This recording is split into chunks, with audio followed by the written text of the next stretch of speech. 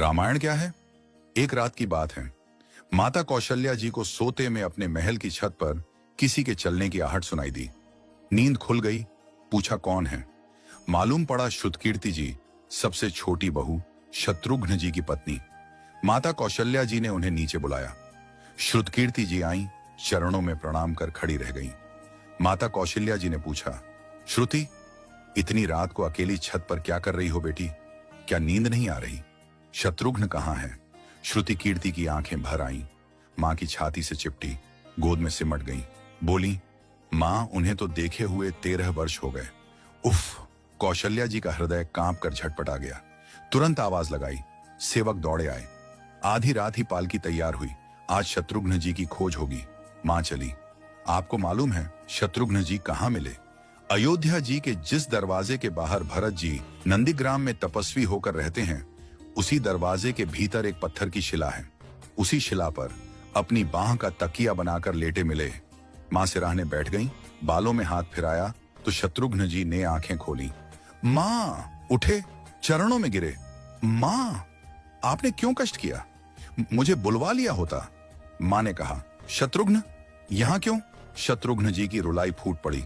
बोले, मां, भैया राम जी पिताजी की आज्ञा से वन चले गए। भैया लक्ष्मण जी उनके पीछे चले गए।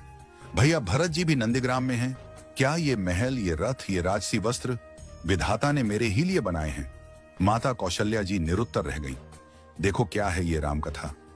ये भोग की नहीं, त्याग की कथा है।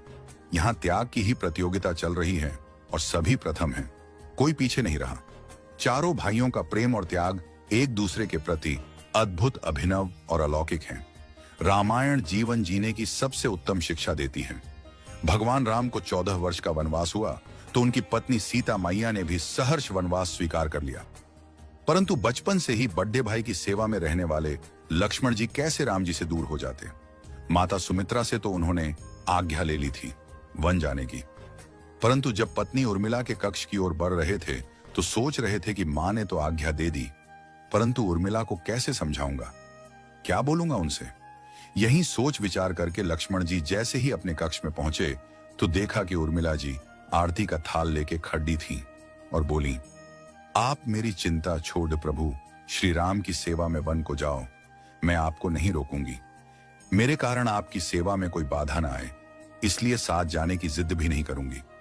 लक्ष्मण जी को कहने में संकोच हो रहा था, परंतु उनके कुछ कहने से पहले ही उर्मिला जी ने उन्हें संकोच से बाहर निकाल दिया। वास्तव में यही पत्नी का धर्म है।